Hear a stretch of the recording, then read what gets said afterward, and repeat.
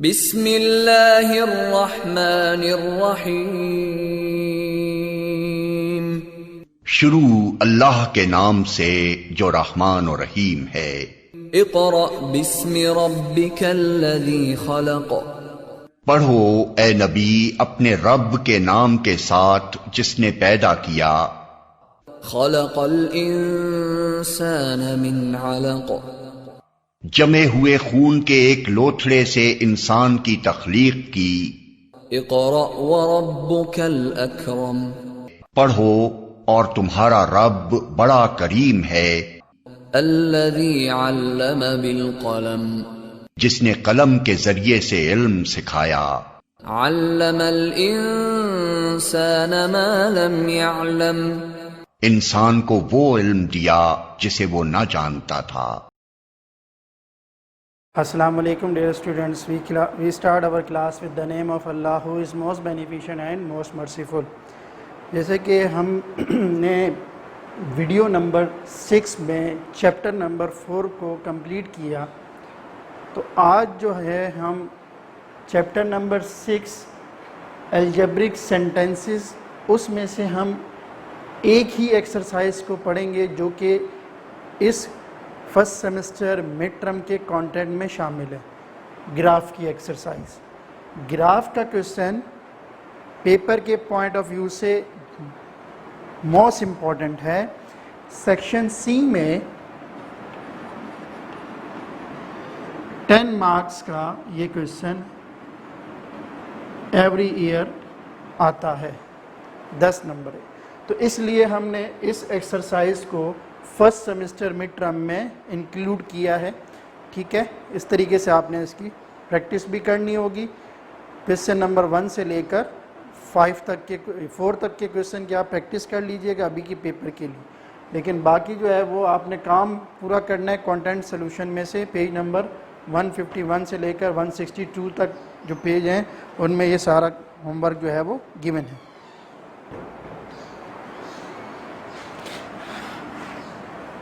जी, exercise number 6.2 page number book का 141। Solve graphically the following simultaneously linear equation. Linear equation उसे कहते हैं जिसमें वेरिएबल की पावर 1 हो, उसे हम लीनियर इक्वेशन कहेंगे। अब यहाँ देखें x और y दोनों की पावर क्या है, 1 1, इसलिए इनको first linear equation and second linear equation, दो लीनियर इक्वेशन है, इनको साइमल्टेनियसली सॉल्व करना है। सॉल्व का मतलब होता है कि गिवन इक्वेशन में से x और y की वैल्यू मालूम करना।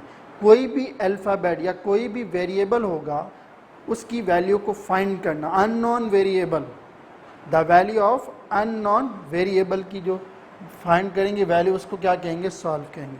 तो अननोन वेरिएबल यहाँ पे हुआ x और y, इसलिए हम दोनों इक्वेशंस को साइमल्टेनियसली सॉल्व करेंगे with the help of graph. Graph की मदद से सॉल्व करना है आपने इस लीनियर इक्वेशन को। ग्राफिकली आपने इसको x और y की वैल्यू को फाइंड आउट करना है।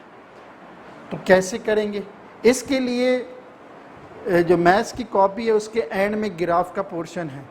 ये एक्सरसाइज 6.2 आपने बैक साइड पर जो ग्राफ का पोर्शन है वहाँ पे आपने हेडिंग डाल के काम स्टार्ट करना है। उस पेज पर आपने जो क्वेश्चन दिए गए हैं उसे आपने कॉपी करना है। उस पहला पेज जब आप ओपन करेंगे उसमें उसका सोल्यूशन होगा, फिर जहाँ बॉक्सेस बने होंगे वहाँ पे ग्राफ ड्रॉ करेंगे आप। ठीक है, तो जब दो इक्वेशन है, पहली इक्वेशन को इक्वेशन 1 का नाम दें, सेकंड इक्वेशन को इक्वेशन नंबर 2 का नाम दे दिए। अब इक्वेशन 1 को आपने सॉल्व करना है।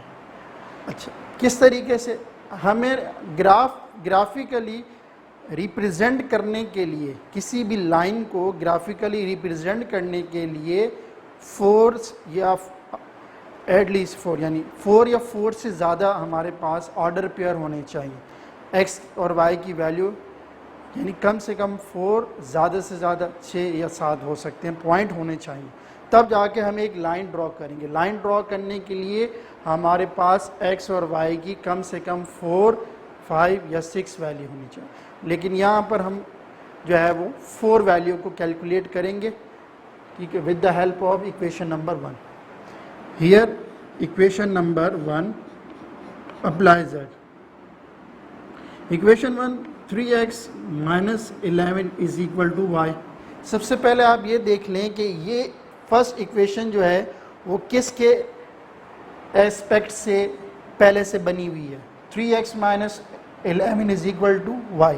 तो y के रेफरेंस से ये पहले से कैसे, यानी y सेपरेट है, बाकी तमाम वैल्यूज इस तरफ हैं. तो यानी आप किसी भी अल्फ़ाबेट को ना उस तरफ लेके जा सकते हैं ना पहले से वेरिएबल वाइज ये इक्वेशन जो है वो प्रिपेयर है पहले से. अगर हम इक्वेशन नंबर 2 को देखें तो equation number 2 x minus 3y is equal to 9 minus 3y is equal to 9. तो ये इक्वेशन किसी भी वेरिएबल या अल्फ़ाबेट के लिहाज से सेट नहीं है पहले से. तो इसे आपने जैसे पहली इक्वेशन को देखें वो किसके एस्पेक्ट से पहले से सेट है, वो y के लिहाज से, ठीक है. तो इसको भी आप y के लिहाज से तरतीब दें, अरेंज करेंगे. कैसे करेंगे? First of all shift minus 3y to the right hand side. तो so the equation become x is equal to 9 plus 3y. हमें y सेपरेट करना है, प्लस का 9 शिफ्ट करें इस तरफ लेफ्ट हैंड साइड तो बनेगा x minus 9 is equal to 3y. एक y सेपरेट नहीं हुआ because 3 is multiply with y, so shift 3 to the left hand side. 3 multiply हो रहा y से, इस तरफ आप जब शिफ्ट करेंगे तो एक तरफ जब कोई नंबर मल्टीप्लाई हो रहा इक्वेशन के, जब उसको दूसरी तरफ शिफ्ट करेंगे तो वो डिवाइड में लिखा जाए. ये रही equation. Here the equation become x minus 9 over 3 is equal to y. ठीक, नेक्स्ट दो इक्वेशन प्रिपेयर हो गई हमारे पास. First equation 3x minus 11 is equal to y, the second equation x minus 9 over 3 is equal to y. इस first equation के अंदर first equation को लेंगे और इसमें आप एटमोस्ट 4 पॉइंट्स को पुट करेंगे. अब ये इक्वेशन y के एस्पेक्ट से बनी हुई है.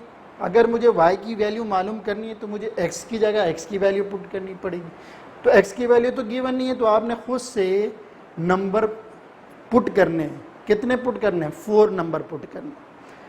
और ऐसे नंबर आप सेलेक्ट करो कि जिनका आंसर जो है वो 8 या 8 आ जाए. 8 से कम नहीं होना चाहिए, 8 तक आंसर अप्रॉक्सीमेटली 8 तक उसका आंसर होना चाहिए.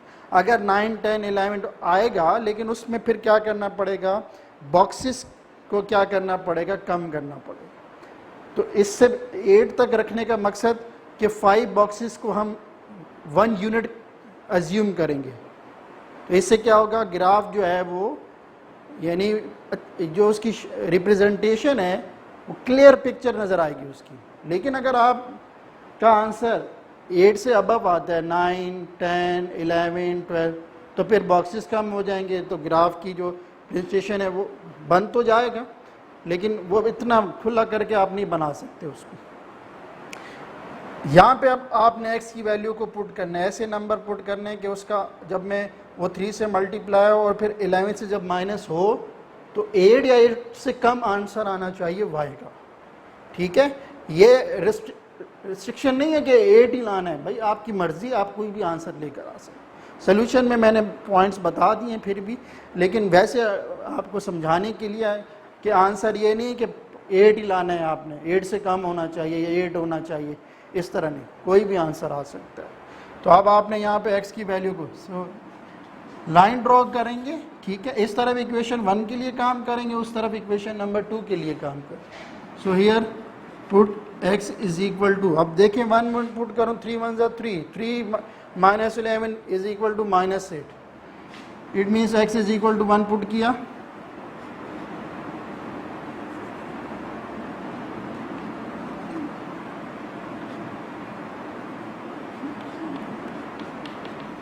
थ्री 1 जा 3 minus 11 is equal to y, minus 8 is equal to y. तो पहला पॉइंट आपको क्या मिला, पॉइंट इस तरह लिखेंगे, P1 point 1 is into x1 comma y1. यानी x1, x की वैल्यू क्या है, सबसे पहले x की वैल्यू को लिखते हैं, फिर y की वैल्यू को लिखेंगे। Here the order pair is, the first point is 1, -8,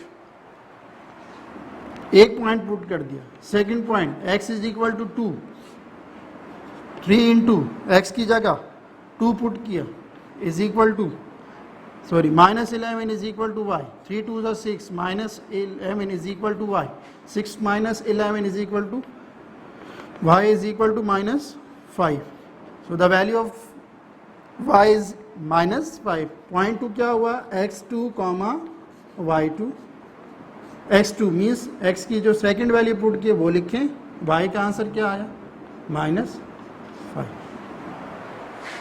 next, put x is equal to, 2 point put कर लिए, x is equal to 3. So 3 into 3 minus 11 is equal to y. 3 3s are 9, minus 11 is equal to y, minus के 2. So 0.3 x3 comma y3 is equal to 3 comma minus 2. ठीक. Next put x is equal to 4. So 3 into 4 minus 11 is equal to y. 3 4s are 12, minus 11 is equal to y, 1 is equal to y. So the point 4 is x4 comma y4 is equal to 4 comma 1 here. तो आपने first equation को use करते हुए 4 points निकाल लिए। क्यों? ताकि मैं एक लीनियर लाइन, यानी लाइन को जो है वो ड्रॉ कर सकूं। एक लाइन को फॉर्म करने के लिए मुझे 4 पॉइंट्स कैलकुलेट करने पड़े with the help of this equation by putting the any values of x। अच्छा, अब इस इक्वेशन 1 की वजह से 4 पॉइंट्स निकाल लिए, तो मैं यहाँ एक बॉक्स ड्रॉ कर लेता हूँ जो आपके सोल्यूशन में इसके बाद नीचे ड्रॉ किया गया होगा, वो इस तरीके से ड्रॉ करते हैं। उसके लिए आपने 4 देखें, x की 4 वैल्यू मीन्स 4 कॉलम, ये देखें x के लिहाज से 4 वैल्यूज़ हैं, फिर y के लिहाज से 4 वैल्यूज़ हैं। x की वैल्यू, जब मैंने x की वैल्यू 1 पुट की तो y का आंसर -8 आया। जब मैंने x की वैल्यू 2 पुट की, y का आंसर -5 आया। जब मैंने x की वैल्यू 3 पुट की तो y का आंसर -2 पुट कर दें, और फिर x की वैल्यू जब 4 पुट की तो आंसर आया 1। तो ये इस इक्वेशन यानी फर्स्ट इक्वेशन के पॉइंट्स आगे, इसकी मदद से हम लाइन फॉर्म करेंगे। अच्छा, अब मैं इक्वेशन नंबर 2 के लिए, इक्वेशन नंबर 2 में अब मुझे यहाँ x की वैल्यू पुट करनी होगी, तभी y का आंसर आपको मिलेगा। अब x की जगह ऐसा नंबर पुट करें कि जब वो 9 से माइनस हो और वो डिविजिबल हो 3 से, यानी वो 3 के टेबल से इजीली डिवाइड हो सके। यहाँ 1 पुट करें तो 1 - 9 क्या आएगा, 8 तो 3 के टेबल में नहीं आता। ऐसा नंबर पुट करना है कि जो जब वो 9 से माइनस हो तो वो डिविजिबल हो 3 से, एग्जैक्टली डिविजिबल होना चाहिए। तो अब ऐसा नंबर का चुनाव आप खुद करें माइंड में, ठीक है। अब पहला पॉइंट 0 भी रख सकते हैं। कैसे देखें, x की जगह जब 0 पुट किया जाए तो 0 - 9/3 इज इक्वल टू y, तो 0 में से -9 -9/3 is equal to y, 3 1s are 3 3 3s are 9, -3 is equal to y। So the first point is x1, y1 is equal to 0, -3, the first point. Second point 1 नहीं रख सकते, 1 9 में से जाएगा तो -8 3 से डिवाइड नहीं, 2 - 9 7 3 से डिवाइड नहीं हो सकता। अच्छा, 3 रखें, 3 - 9 क्या आएगा, -6 जो है वो 3 के टेबल से इजीली डिवाइड हो सकता। तो put here x is equal to 3, 3 - 9/3 is equal to y, -6/3 is equal to y, 3 1s are 3 3 2s are 6, -2 is equal to y, 0.2 x2, y2 is equal to 3, -2। अब पुट करेंगे तीसरा point. अब देखें, 3 put कर लिया, 4 पुट करके देंगे, 4 - 9 -5 3 के टेबल से डिवाइड, 6 पुट करके देखिए, 6 - 9, 6 - 9 माइनस के 3 आएगा, तो 3 से कैंसिल हो सकता है। इट मीन्स यहाँ पर आप 6 पुट करें, 6 - 9 ओवर 3, माइनस के 3 ओवर 3, 3 से 3 कैंसिल, माइनस ये आ गया 0.3 आ गया, x3, y3, 6, -1। तीसरा पॉइंट भी फाइंड कर लिया। उसके बाद x = अब देखें कौन सा नंबर बोल, 6 के बाद 7, 7 - 9 -2, 2 3 के टेबल से कैंसिल नहीं हो सकता, 8 नहीं हो सकता, 9। अब जैसे 9 रखा, 9 8 से बड़ा आ गया, तो ग्राफिकली थोड़ा सा कंजस्टेड हो जाएगा। बेहतर यह है कि जहां आप पहले पॉजिटिव पुट कर रहे थे नंबर, अब आप नेगेटिव की तरफ आ जाए। कैसे? x की जगह जो 0 से पहले शुरू किया, अब -9 रख के देखें, -2 रख के देखें, -3, -1 रखूंगा तो -10 मिलेगा, -2 रखूंगा तो -11 मिलेगा, -3 रखूंगा तो -12 मिलेगा। तो यहाँ पे -3, 12 क्योंकि 3 के टेबल से डिवाइड हो सकता है। सो -3 - 9 over 3 = y, -12 over 3 = y, 3 1 = 3, 3 4 = 12, minus के 4 = y। So 0.4 is -3, -4। ये रहा तीसरा पॉइंट आपको मिल गया। 4 पॉइंट इधर इस इक्वेशन के भी आपने निकाल ली। तो मैं इसको यहाँ इसको भी कॉपी कर लेता हूँ, ठीक है। इन इक्वेशन नंबर 2 के जो पॉइंट्स हमें मिले हैं वो क्या है वो देखें, फर्स्ट, सेकंड, थर्ड। 0 -3, 3 -2, 6 -1, -3 -4। अब आप जब ये बॉक्स में वैल्यूज पुट कर लेंगे, ये फर्स्ट इक्वेशन के लिहाज से पॉइंट्स हैं, ये सेकंड इक्वेशन के लिहाज से पॉइंट है, तो देखें कि कोई एक बॉक्स ऐसा है जो सिमिलर है, उसमें वैल्यू सेम है। देखें 1 - 8 इधर नहीं है, 2 - 5 नहीं है, 3 - 2 ये रहा।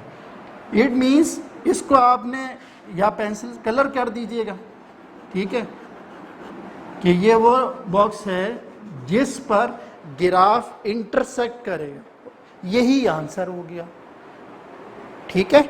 अब लेकिन ये तो इसकी कैलकुलेशन की है कि पॉइंट्स फाइंड किए। 10 नंबर का सवाल है, 5 नंबर की कैलकुलेशन आपने फाइंड, 5 नंबर के लिए वर्किंग करनी पड़ेगी, आपको ग्राफ बनाना पड़ेगा। तो ग्राफ के लिए पॉइंट्स अवेलेबल हैं। इन पॉइंट पर क्या करेगा, वो इंटरसेक्ट करेगा। बस ये ग्राफिकली आपको बताना है उसको। तो हम ग्राफ बनाना सीखते हैं, अच्छे से समझिए, क्योंकि फिजिक्स में भी इसके एप्लीकेशन है, वहाँ भी आपको ये बनाने पड़ेंगे।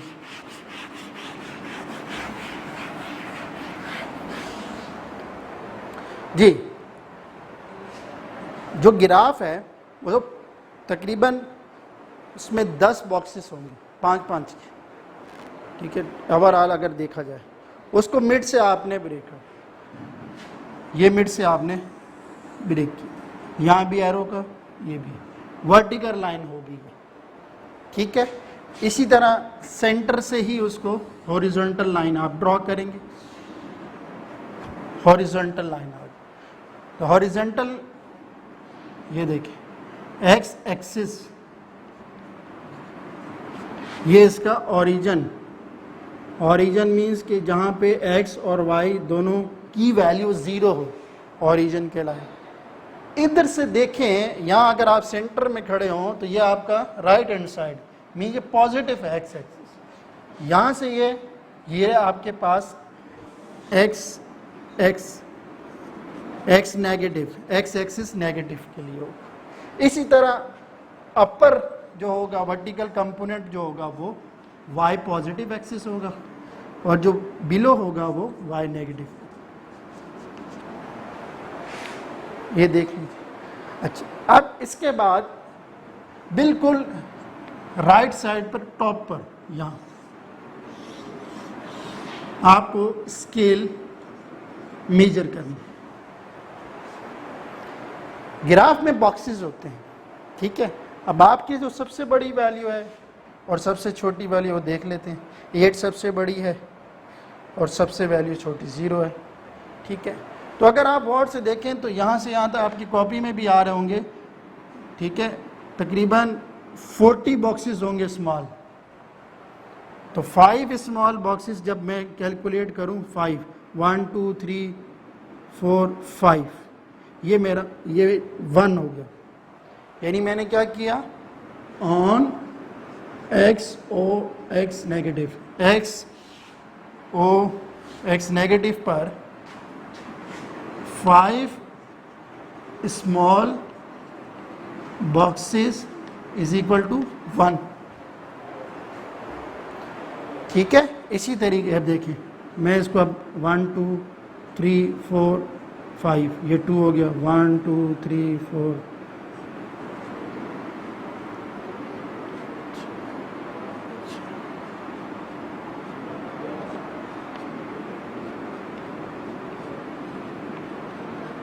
7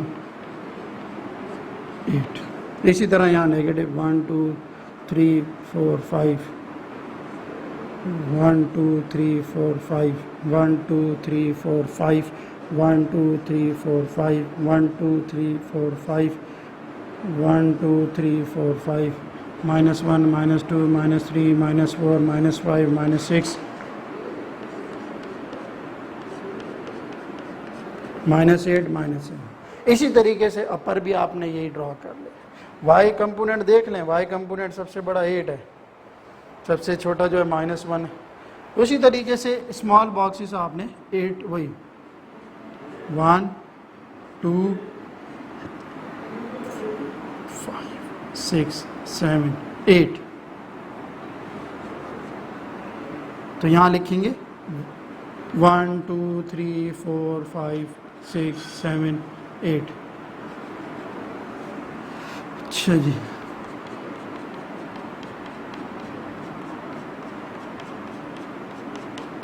ये ले। इसी तरह नेगेटिव में 1 2 3 1 2 3 4 5 6 7 8 -8 -7 -6 -5 -4 -3 -2 -1। इस तरीके से ये मेंटेन कर लिया आप। ठीक है जी, कंप्लीट हो गया ये। जब स्केल कर लिया, नंबरिंग कर ली, अब फर्स्ट बॉक्स से वैल्यूज को पुट करना सीखेंगे। देखिए फर्स्ट में क्या है, एक्स की वैल्यू क्या है, +1, एक्स की वैल्यू ये रही पॉजिटिव, पेंसिल उठाई यहाँ रख दी। ठीक, वाई की वैल्यू क्या है, -8, ऊपर +8 है, नीचे माइनस। कहाँ लेकर आऊँ पेंसिल को, नीचे 8 के बिल्कुल सामने, यहाँ लाकर ये बना दें, डॉट और सर्किल कर देंगे और आगे लिखेंगे कि पॉइंट क्या थे, 1 -8, ये पॉइंट 1 होगा। सेकेंड 2 -5, 2 पॉजिटिव एक्स की वैल्यू, ये रही 2 की वैल्यू पॉजिटिव, नेगेटिव माइनस की वैल्यू है, वाई क्या है -5, ये रहा वाई माइनस। अब ये देखें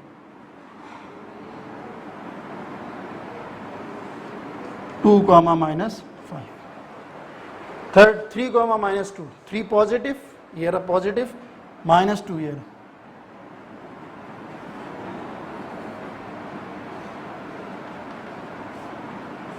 ये लीजिए 4 1, पॉजिटिव एक्स की वैल्यू, वाई की वैल्यू भी क्या है पॉजिटिव, ये रही 4 पॉजिटिव है, ये देखें ऊपर 4, 1। स्केल लेंगे पेंसिल की मदद से, इन 4 पॉइंट्स को आपस में मिला लेंगे। ठीक है, मैंने मेजर नहीं किया, अभी ये लाइन ऐसे दोनों तरफ से आपने बढ़ाकर यहाँ भी एरो मिला दे और यहाँ भी एरो शो करने। तो पहली इक्वेशन जो है वो ड्रॉ कर ली पॉइंट्स की मदद से। सेकेंड लाइन ड्रॉ करने के लिए इन पॉइंट्स की हेल्प से करेंगे। एक्स की वैल्यू 0, एक्स की वैल्यू 0 ये रही, एक्स की वैल्यू 0 ये रही, पैसे रख दी। वाई की वैल्यू क्या है -3, एक्स की वैल्यू ये रही 0, -3 ऊपर जाना कि नीचे, नीचे जाएंगे, ये यहाँ पे आपने 0, -3। नेक्स्ट 3, -2, 3, ये रहा 3, ये रहा यानी जहाँ पर पहली लाइन के पॉइंट है उसी पर ही ये लाई कर रहे हैं। तो मैंने क्या कहा था, देखिए ये सेम आए थे, इसलिए जब आप उसी पे ड्रॉ करेंगे तो उसको डार्क कर लेंगे,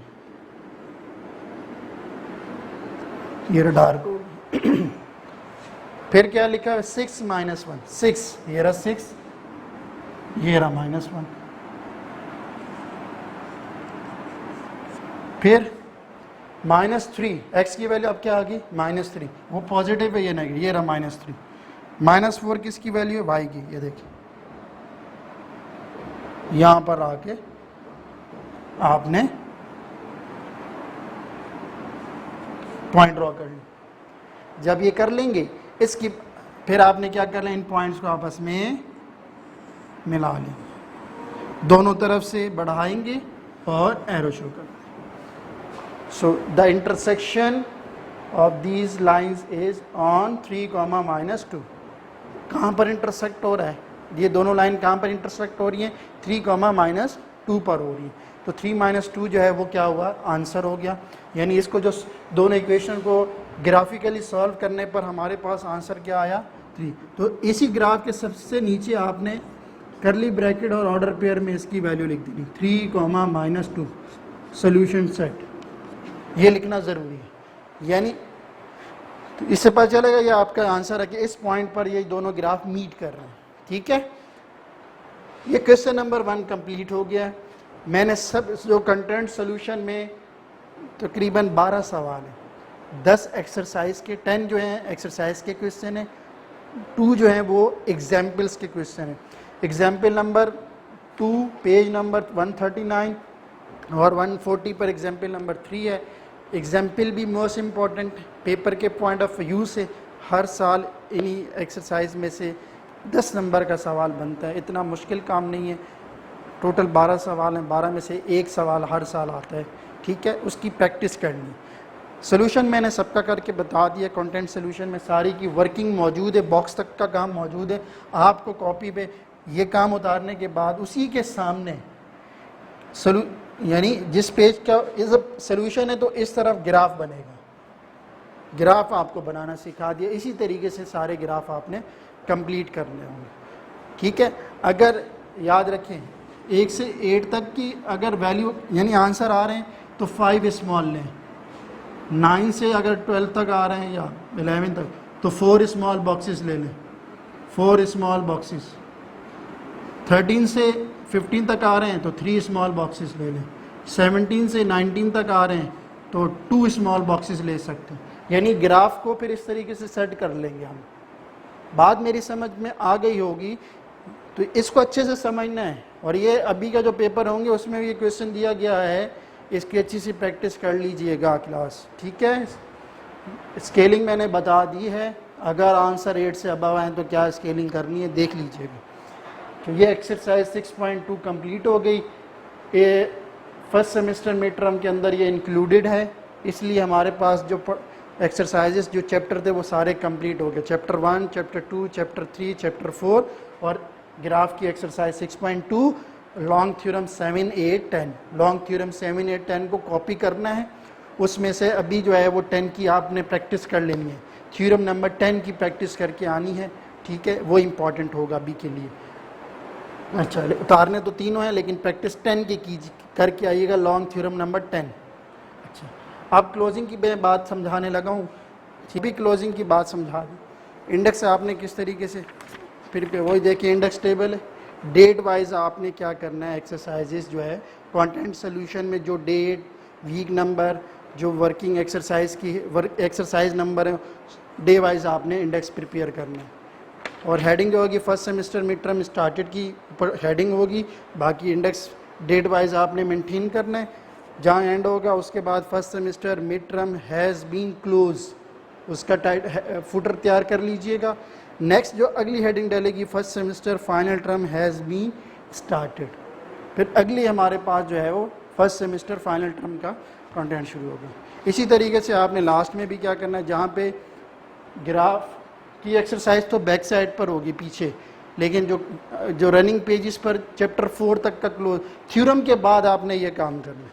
first semester has been close session 2020 और 2021 कंटेंट आपने जितने चैप्टर्स एडेड हैं, यानी आपके इसके अंदर फर्स्ट सेमेस्टर मिड टर्म में जितने भी कंटेंट में चैप्टर शामिल हैं, chapter 1, chapter 2, chapter 3, chapter 4, chapter 12 long theorem 5 हो गए और ग्राफ की एक्सरसाइज, वो सारे यहाँ मेंशन करके टीचर सिग्नेचर रिमार्क्स स्टैम्प ये कर लेना है, ये कंप्लीट हो जाएगा।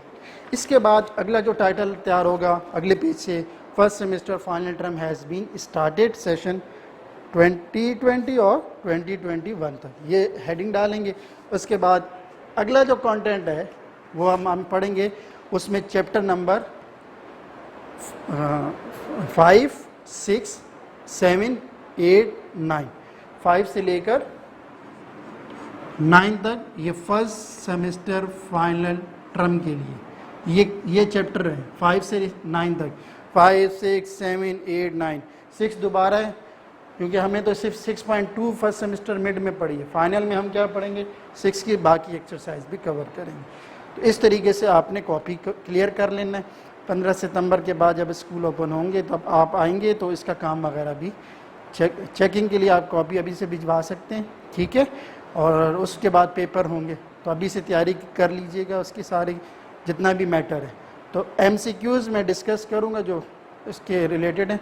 अभी MCQs जो हैं वो चैप्टर वाइज, चैप्टर 1 से लेकर जितने चैप्टर इसमें इस सेमेस्टर में ऐड थे तो उसके मैं क्या कर रहा हूँ अभी MCQs डिस्कस कर रहा हूँ।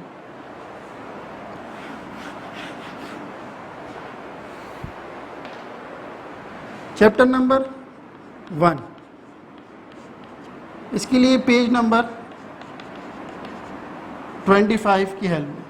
25 में जितने भी आपके पास वो लिखी हुई हैं, वैसे तो बाद में आपको MCQs का जो है वो तमाम MCQs भी मिल जाएंगे, लेकिन अभी जो है आपने करना क्या है कि चैप्टर 1 के 25 बुक का पेज नंबर 25 ओपन करेंगे। 25 पर क्वेश्चन नंबर 11 दिया होगा और लिखा होगा कंप्लीट करें। क्या करें? Complete the sentences A intersection into B union C लिखा होगा। फर्स्ट क्या? A intersection into B union C. 4 option आएंगे, कौन सा ऑप्शन ठीक है वो टिक कर लेना है, लेकिन पता होना चाहिए ये क्या है। इसके लिए कम्यूटेटिव प्रॉपर्टी, इसके लिए पेज नंबर आपने उसकी तैयारी, पेज नंबर बता देता हूँ, वहाँ से आपने इसकी हेल्प ले लेनी है। पेज नंबर 8-9, पेज नंबर 8-9 पे जो properties of union and intersection है उसकी हेल्प ले लेनी, उसमें से कोई एक MCQs बनता है।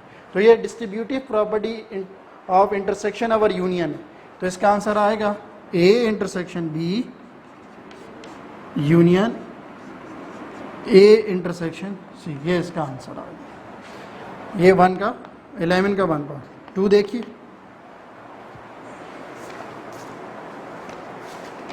2 में ए डेल्टा बी और आगे लिखा हुआ है ब्रैकेट में x/डैश,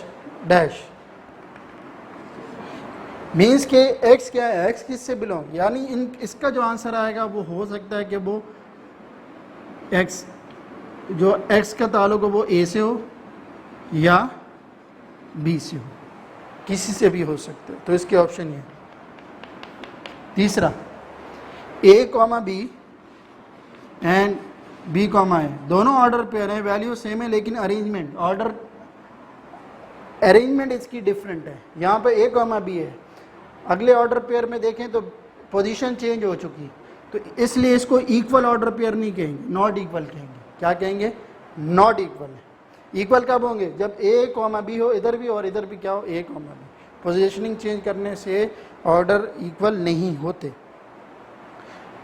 4 देखिएगा, a यूनियन b का whole complement is equal to whole complement, it means के डी मॉर्गन लॉ का कॉन्सेप्ट है। तो De Morgan law, a union b का होल कॉम्प्लीमेंट इज इक्वल होगा a complement intersection b complement. तो ये इसका आंसर आएगा। इस तरीके से यूं भी आ सकता है पेपर में, a इंटरसेक्शन b का whole complement is equal to a complement union b complement. तो ये ऑप्शन में दिए गए होंगे, उस पर आपने टिक कर लेनी। ये दोनों डी मॉर्गन लॉ है के लॉज हैं, तो इनमें से कोई एक लॉ पेपर में आ सकता है। नेक्स्ट है 5, और 5 यूँ लिखा होगा if x plus 2 comma 3y minus 6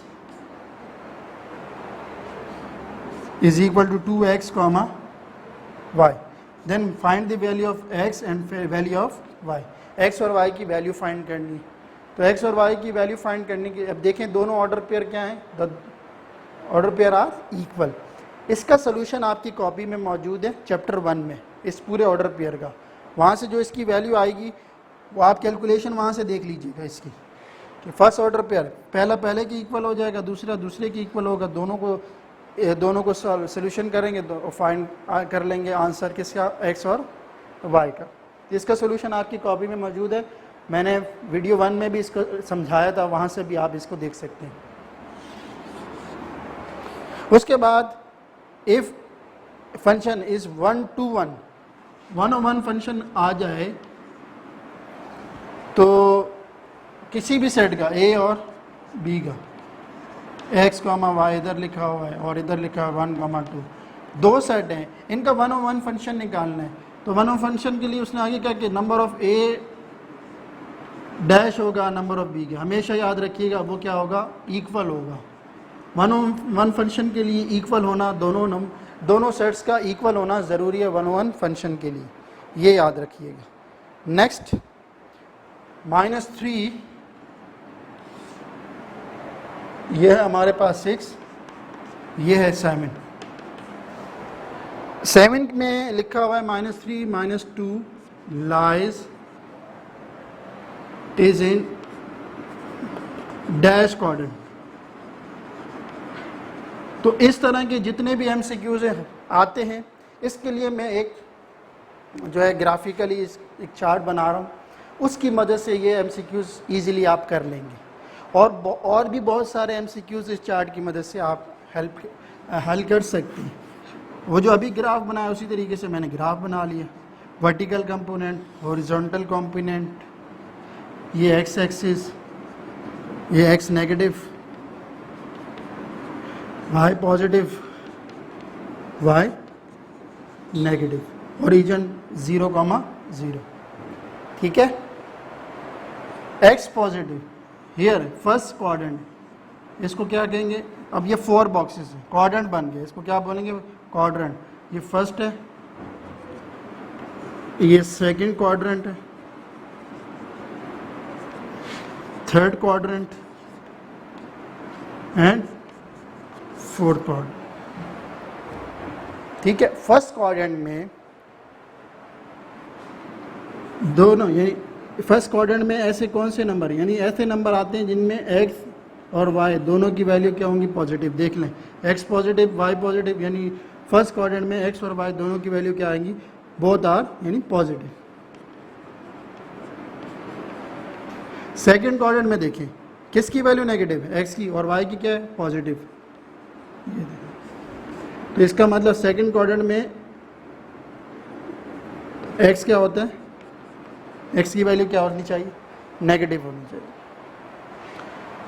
third quadrant में देखें, दोनों को देखें तो दोनों नेगेटिव हैं, मीन्स आप यूँ लिखेंगे, ठीक। अगर वैल्यू दोनों वैल्यू हो, दोनों के साथ माइनस हो, तो आप कहेंगे थर्ड क्वाड्रेंट में, it means both are negative. Fourth की मैं बात करता हूँ, तो फोर्थ में देखें तो x पॉजिटिव और y नेगेटिव। तो फोर्थ में आपने क्या सीखा, y इज नेगेटिव। बात समझ आ गई होगी। अब आप समझें इसको, अगर आपको नंबर दोनों पॉजिटिव दिए जाएं और कहें कि कौन से क्वाड्रेंट में, तो आप कहेंगे फर्स्ट में। अगर आपको दोनों वैल्यू में से x की वैल्यू नेगेटिव है, तो आप कहेंगे सेकंड क्वाड्रेंट ऐसा है जिसमें x की वैल्यू नेगेटिव होती है। थर्ड क्वाड्रेंट में दोनों की दोनों वैल्यू नेगेटिव है। फोर्थ में x और y की वैल्यू नेगेटिव है, x की पॉजिटिव है। तो आपके सामने ये क्वेश्चन है, अब आप डिसाइड करें कि ये कौन से क्वाड्रेंट में होगा। ये x की वैल्यू ये नेगेटिव और y की वैल्यू भी क्या है, नेगेटिव। दोनों नेगेटिव कौन से क्वाड्रेंट में होती है, थर्ड में। तो आंसर क्या आया, थर्ड है। लेट सपोज यहाँ पर आ जाए वैल्यू -1 और 2। अब y की वैल्यू पॉजिटिव, x की क्या है नेगेटिव है। x की वैल्यू नेगेटिव कब होती है, सेकंड कोऑर्डिनेट, यहाँ सेकंड पर आएगा। इस तरीके से आपने इसे कंप्लीट करना होगा। एक दो और एमसीक्यूज बताओ।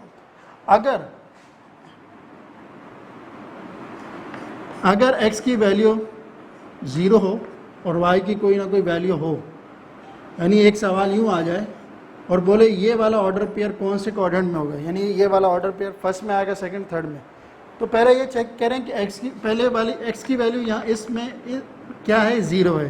तो x की वैल्यू 0 कब होती है, जब वो x एक्सिस पर होती है। x एक्सिस का मतलब कि y की वैल्यू 0 है।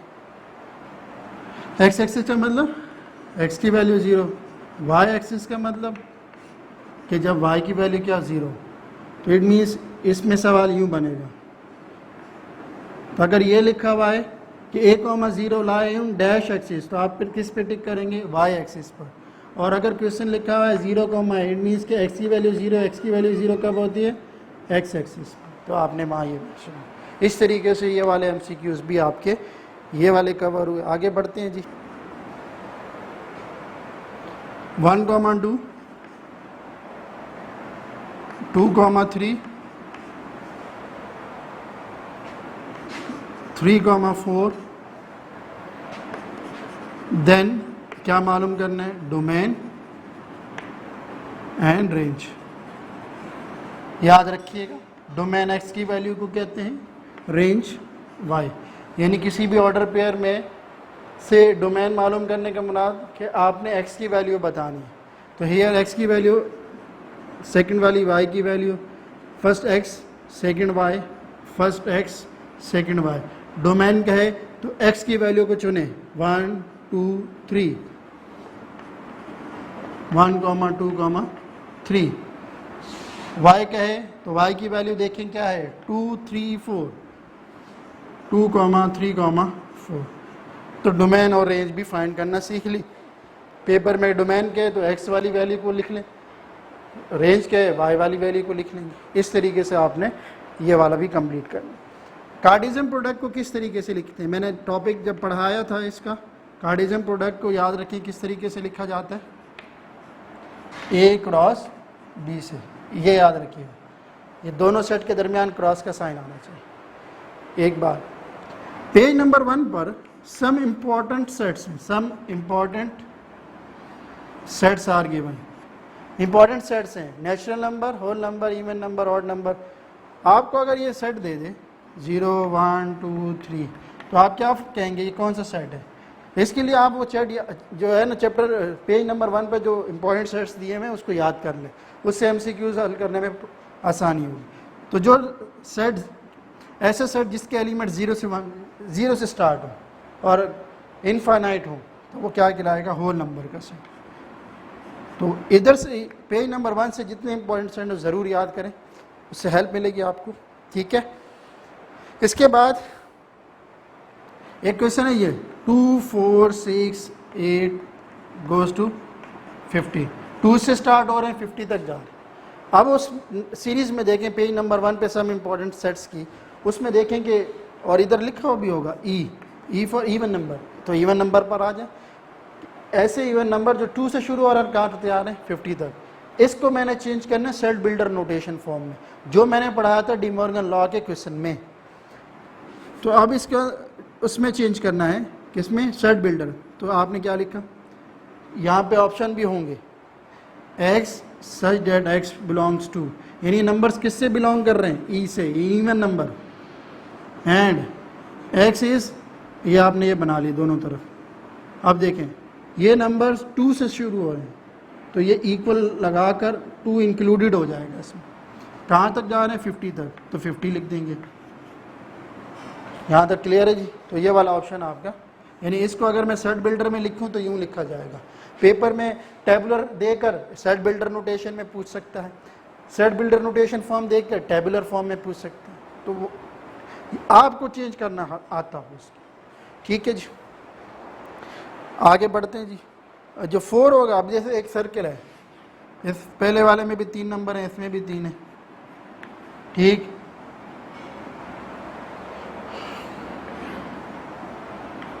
ठीक है, 2x 3y, ये 1/1 फंक्शन है। वो पूछ रहा है कौन सा फंक्शन है, तो ये 1/1 फंक्शन जब 3 और 3 के साथ रिलेट करेंगे, कोलैप्स ओवरलैपिंग हो जाएगी इनकी, तो तीनों की ओवरलैपिंग होने से क्या बोलेगा 1/1 फंक्शन है। तो इस तरह के आपने MCQs जो है ना चैप्टर 1 में यही इंपॉर्टेंट है, इस तरीके से आप मुकम्मल करेंगे। आप एक्सरसाइज नंबर 2.3 जहाँ पर हमने ये पढ़ा था कि बेस पे पावर है, होल पावर की पावर बीच में मल्टीप्लाई आ जाए, दोनों पावर के दरमियान मल्टीप्लाई ब्रैकेट का साइन आए तो पावर पावर से क्या होगी, मल्टीप्लाई होगी। अगर 3 पावर हो और बीच में ब्रैकेट हो तो तीनों पावर को भी क्या कर देंगे आप, मल्टीप्लाई कर देंगे। ये याद रखें, ये लॉ मैं बता रहा हूँ 2.3, इस लॉ से रिलेटेड क्वेश्चन बनते हैं। तो 2.3 इंपॉर्टेंट हुई MCQs के रेफरेंस से। अच्छा, इसमें ये रूल भी पढ़ा था, जब सेम बेस डिवाइड हो रही हो तो पावर क्या करते हैं, माइनस। तो इन तीनों रूल से रिलेटेड जो है एक MCQs या 2 MCQs बन सकते हैं 2.3 से। इन्हीं तीनों वैल्यू चेंज करके दे सकते हैं, रूल ये आप अप्लाई कीजिएगा, उस पर अप्लाई हो जाए। एक्सरसाइज नंबर 2.5 को डिस्कस कर लेते हैं। उसमें आपने पढ़ी थी प्रॉपर्टीज ऑफ स्क्वायर रूट, यानी रूट की प्रॉपर्टी। तो इसमें बहुत से क्वेश्चन है, इस तरीके से कोई क्वेश्चन आ जाएगा, थर्ड इस तरह से कोई क्वेश्चन आ जाएगा।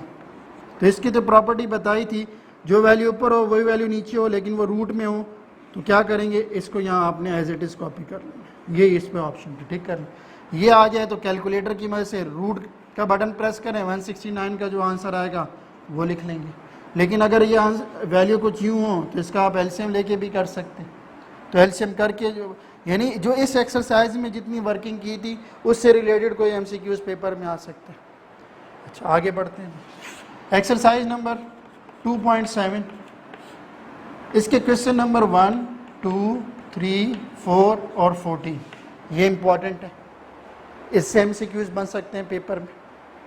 ठीक है, तो ये याद रखें कि कौन कौन से रूल्स आपने फॉलो किए थे उस एक्सरसाइज में, उससे रिलेटेड क्वेश्चन बन सकते हैं। इसमें आपने इसकी प्रैक्टिस करनी है, सोल्यूशन मौजूद है, उसी में से आपने देख के मुकम्मल कर लिया। क्लियर है जी। 2.6। अच्छा, अब आ जाए जी चैप्टर नंबर 3।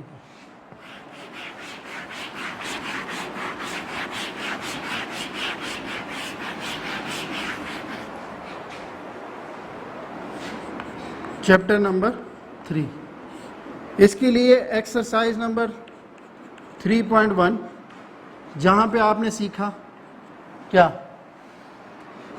कि ऑर्डिनरी फॉर्म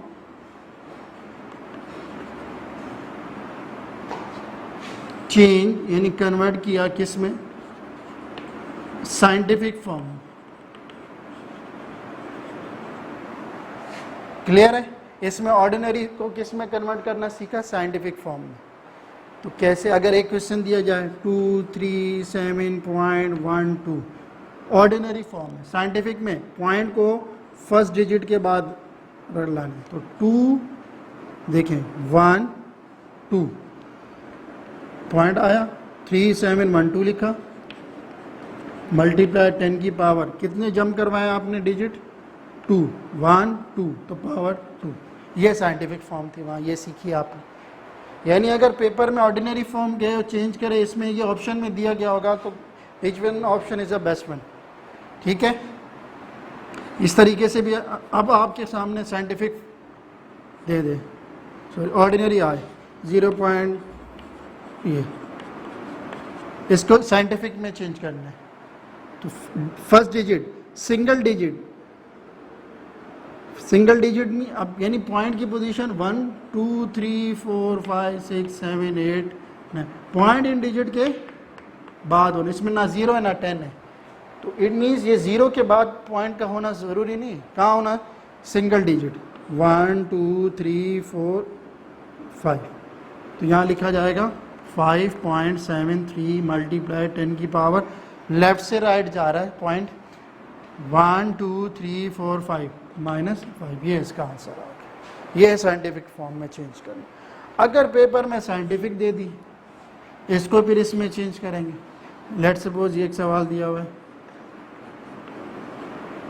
प्लस में +4 है, तो पॉइंट प्लस की वजह से पॉइंट को राइट साइड शिफ्ट करना होगा। कैसे? 7 7 3 1 2, 2 डिजिट तो कर दिए, पावर कितनी है 4, 4 में से 2 माइनस कर दें, पीछे कितने रह गए 2, इट मीन्स 2 0 लगा देंगे। तो ये ऑर्डिनरी में चेंज हो गया। इसके बाद यही क्वेश्चन अगर ये आ जाए 6 1 2 मल्टीप्लाई 10 की पावर -3, अब ये देखें 2 1 6 लिखा, 1 डिजिट, 3 में से 1 निकाल दें 2, मीन्स 2 0 लगा के पॉइंट पहले लगाएंगे और यहाँ से।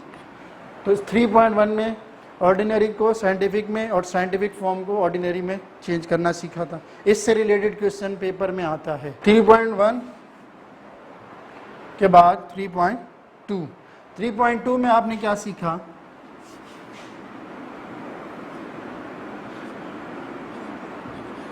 लॉगरिथम फॉर्म को चेंज करना, किस में? Exponential form. तो लॉगरिथम फॉर्म क्या होती है? log x, फार्मूला याद रखिएगा, log x to the base a is equal to y, और एक्सपोनेंशियल होती है a की power y is equal to x। ये एक्सपोनेंशियल। अगर क्वेश्चन ये दिया जाए log a टू ये, और आपसे कहे इसमें x की वैल्यू क्या होगी, किसकी वैल्यू निकालनी है? x की वैल्यू निकालनी। बहुत आसान टेक्निक है, बहुत लंबा चौड़ा काम करने की ज़रूरत नहीं है। जो कंटेंट सोल्यूशन में टाइम बचाइए और जल्दी जल्दी इसको हल कीजिए, बहुत आसान। पहले यहाँ से आपने बता दें, इसको कंपेयर कर लें, ये किसकी वैल्यू है। अगर सिंपल बताऊँ तो जो बेस होगी उसको लिखा और ये इसकी पावर बन जाएगी। बेस की पावर बनी 2 का क्यूब और इज इक्वल टू x, 2 का क्यूब 8, ये आंसर है। सिंपल आपने इस तरीके से कर लेना। अगर ये दिया जाए जैसे यहाँ ये लिखा है log 32x is equal to -1/5, तो 32 जो बेस है वो बेस ही रहेगी। ये जो नंबर है ये इसकी क्या बन जाएगी? पावर, और ये x इधर आ गया। अब इसकी पावर कैलकुलेट कर लें, 2 की पावर 5 -1/5, 5 से 5 कैंसिल, 2 की पावर -1/1। ये शॉर्टकट तरीका बताया। 2 की पावर -1/2 हो जाएगा पॉजिटिव करने के लिए, इसका आंसर है। तो टाइम बचाए, इससे बेहतर है कि ठीक है ये इस तरीके से आपने कर लेना। अगर ये इस तरीके से आए 2 का cube is equal to x, इसको किस में चेंज करना है? इसको लॉगरिथम में चेंज करना है। तो फार्मूला लॉग का लगाएंगे, लॉग, या अगर इसको इससे कंपेयर करवा के आप पहले डिसाइड कर लें कि a की वैल्यू क्या है। a की वैल्यू 2 3, किसकी वैल्यू है? y की, और x की वैल्यू क्या है? x खुद है। तो formula log x to the base a is equal to y, log लिखा, a की जगह 2, x की जगह x is equal to y की जगह 3, ये इसका आंसर। इस तरीके से भी आप चेंज कर सकते। तो 3.2 में ये सीख लिया आप। अच्छा, फिर आपने लॉस पढ़े थे, लॉस किसके? लॉगरिथम के, और इसका अप्लाई हमने कहाँ किया था? एक्सरसाइज नंबर 3.6 में। उसके क्वेश्चन में ये लॉ अप्लाई किए। रूल क्या था? जब दो नंबर मल्टीप्लाई हो रहे हैं उनका लॉग फाइंड करना हो तो क्या होगा? log am plus log n to the base है, ये फार्मूला है। ये मल्टीप्लाई क्या हो कि जब मल्टीप्लाई हो रहे हैं, अगर दो नंबर डिवाइड हो रहे हो उनका लॉग फाइंड करना हो, log m to the base a log n to the base a, बीच में माइनस साइन आ जाएगा, ठीक। log a, जिस नंबर का लॉग निकालना है उसके ऊपर क्या है? पावर। तो first shift the power before log n log m to the base a। इस तरीके से भी, यानी इन तीनों लॉज को से रिलेटेड भी कोई क्वेश्चन पेपर में आ जाएगा, ठीक है। 3.6 से रिलेटेड होगी। लॉग के बाद नेचुरल लॉग होता है और एक कॉमन लॉग होता है। जब कॉमन लॉग क्या है तो कॉमन लॉग की जो बेस होती है उसको 10 से रिप्रेजेंट करते हैं, नेचुरल लॉग की बेस को एक्सपोनेंशियल से ज़ाहिर करते हैं। इस तरीके से ये 3 MCQs ये भी हमारे कवर हो जाएंगे। क्लियर है क्लासेस?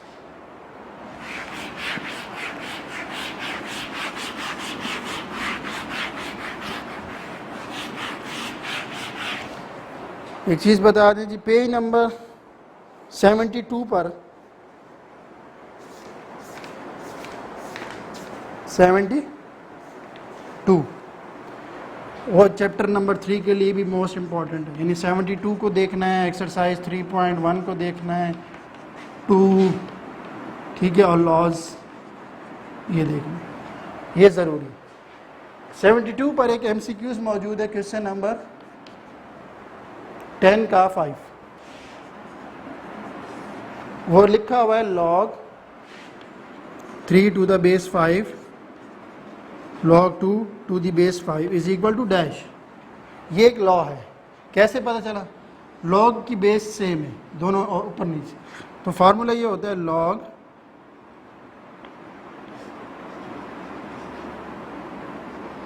ये फार्मूला लिख रहा हूँ,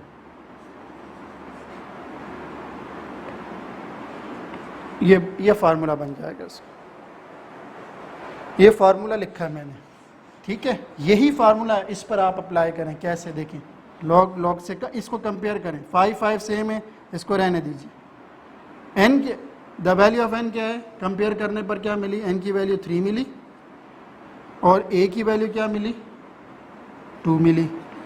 इन दोनों वैल्यू को इसमें पुट कर दें, लॉग n कितना है 3, a कितना है 2, तो ये इसका आंसर है, जो डी ऑप्शन होगा इसका। इस तरीके से आपने इसे कंप्लीट कर लेना है। क्लियर है class?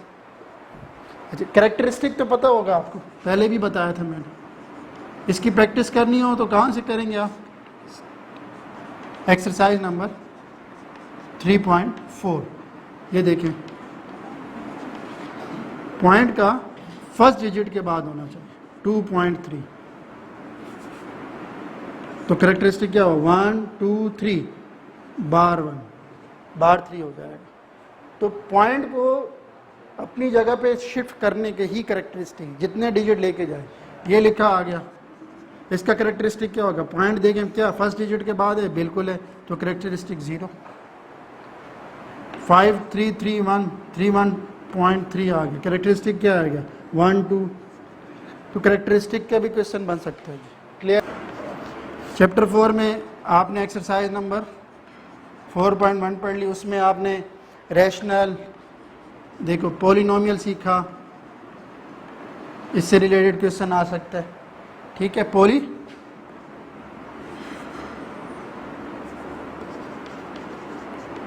Polynomial, non polynomial, non polynomial में ये दो चीज़ें आती हैं, रैशनल और इर्रेशनल। रैशनल क्या हुआ, अगर अल्फ़ाबेट अपाउंड में आ जाए,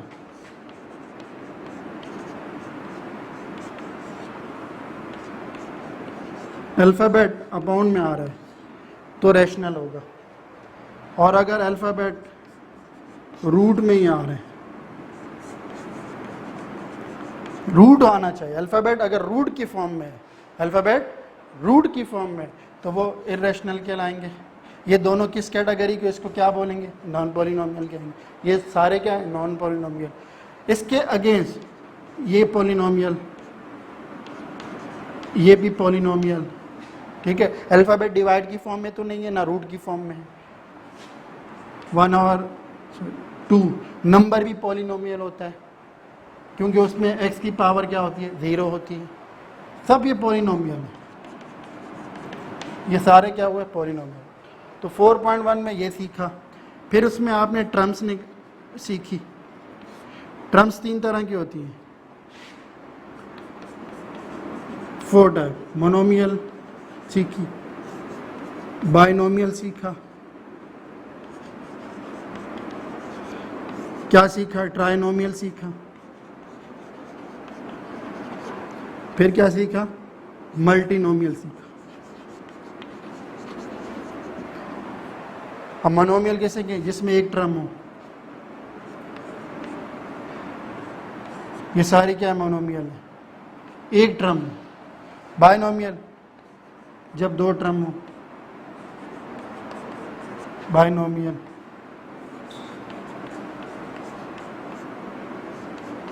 ये भी बायनोमियल है। कैसे, क्या ये दोनों नंबर आपस में प्लस माइनस हो सकते हैं? बिल्कुल, क्योंकि ये डिजिट है। प्लस माइनस करेंगे तो इन दोनों का आंसर क्या आएगा, सिंगल डिजिट आएगा। तो वो सिंगल डिजिट और ये वाला तो दो टर्म होगी, तो इसलिए बाजार आपको तो 3 नज़र आ रहे हैं, लेकिन ये कैलकुलेशन के बाद ये दो टर्म है, तो ये बायनोमियल का केस है। ट्राई में कितनी वैल्यू होंगी, 3 वैल्यू होंगी।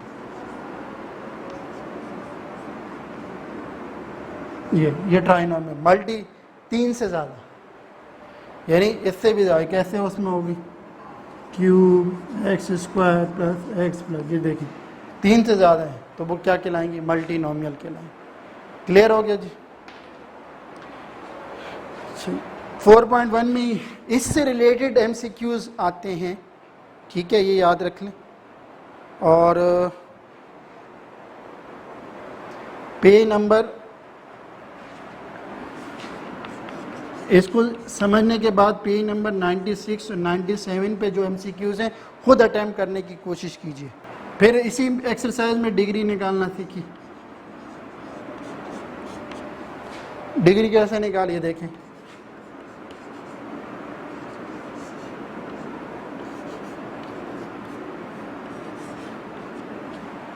डिग्री, ये सिंगल अल्फ़ाबेट है, ये प्रोडक्ट है, तो सिंगल अल्फ़ाबेट की पावर क्या है, लेट्स सपोज 2 है। प्रोडक्ट की अल्फ़ाबेट, बेशक ये देखें बेस सेम नहीं है, बेस सेम नहीं है, लेकिन डिग्री निकालते हो कि इनकी पावर को ऐड कर सकते हैं। अब इसकी पावर को मैंने ऐड किया तो रिजल्ट मिला 3। अब देखें तो इनके प्रोडक्ट की पावर आई 3 और इस x की पावर क्या है 2, तो बताएं कौन सी पावर बड़ी है, 3। तो हाईएस्ट पावर क्या है, 3। इसी को कहते हैं डिग्री। तो मैं बोलूँगा इसकी डिग्री क्या हुई, 3। अब इसकी डिग्री कौन सी पावर बड़ी है, 3, तो 3 इज़ अ डिग्री। डिग्री क्या हुई, 3। इस तरीके से आपने मेंशन करना है। अब ये क्या लिखा हुआ है, नंबर पाई 5 नंबर है। नंबर की डिग्री क्या होती है, हमेशा याद रख लो, 0 होती है।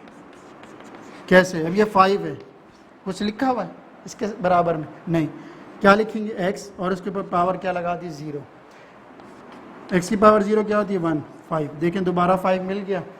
तो इसमें यूँ देखें कि ये देखें कि नंबर की पावर, नंबर की जो डिग्री होती है वो क्या होती है, 0। इस तरीके से होती है degree. Terms, polynomial, rational, irrational से रिलेटेड एक क्वेश्चन पेपर में बनता है चैप्टर 4 से। 4.2 में आपने क्या पढ़ा था, असेंडिंग ऑर्डर और descending order. Ascending order with respect to किसी भी अल्फ़ाबेट को कहेगा, A, B, C, जो भी क्वेश्चन में गिवन हो। डिसेंडिंग ऑर्डर यानी हाई से लो की तरफ और लो से हाई की तरफ, इस तरीके से। यानी एक्सरसाइज 4.2 में जितने क्वेश्चन किए हैं उससे रिलेटेड MCQs पेपर में बन सकता है। इसके बाद 4.7 से 4.10 तक जो हमारे फार्मूलाए यूज़ हुए हैं उन फार्मूले से भी एक MCQs बन सकता है।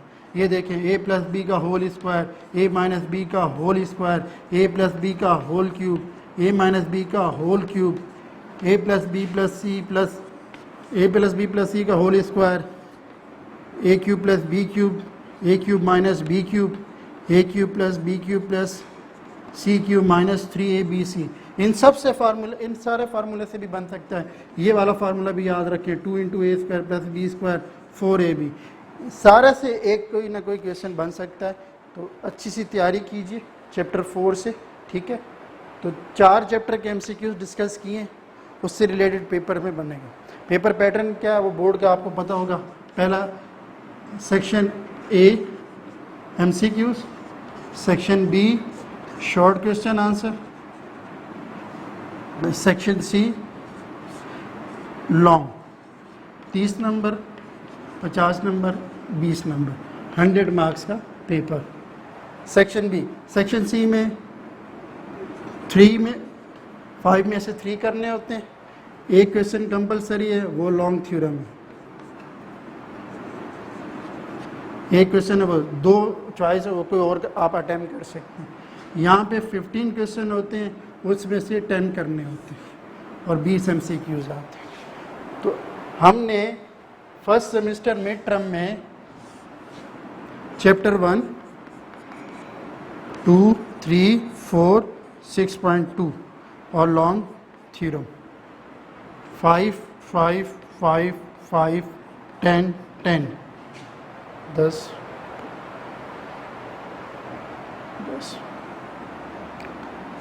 20, 30, 40 मार्क्स हमने कवर कर लिए फर्स्ट सेमेस्टर मिड टर्म में। अगर आप अच्छी सी तैयारी कर लेंगे, MCQs अच्छी कर लेंगे, तो हमने बोर्ड से रिलेटेड भी 40 मार्क्स की फर्स्ट सेमेस्टर मिड टर्म में कवर किया है। ये मैंने आपको पैटर्न भी समझा दिया, इसी पैटर्न पर ही मैंने फर्स्ट सेमेस्टर मिड टर्म का ही पेपर बनाया है, उसको आप कवर करेंगे। ठीक है, सारा लेक्चर आपने क्या करना है, अगर रिवीजन करेंगे वीडियो 1 से आपने क्या करना है, पॉज करके हर क्वेश्चन को समझें। जो वो वीडियो में लेक्चर दिए गए हैं वहाँ ठहर के आपने उस वीडियो को समझना है, लेक्चर को रिवीजन के लिए वीडियोस को देखिए।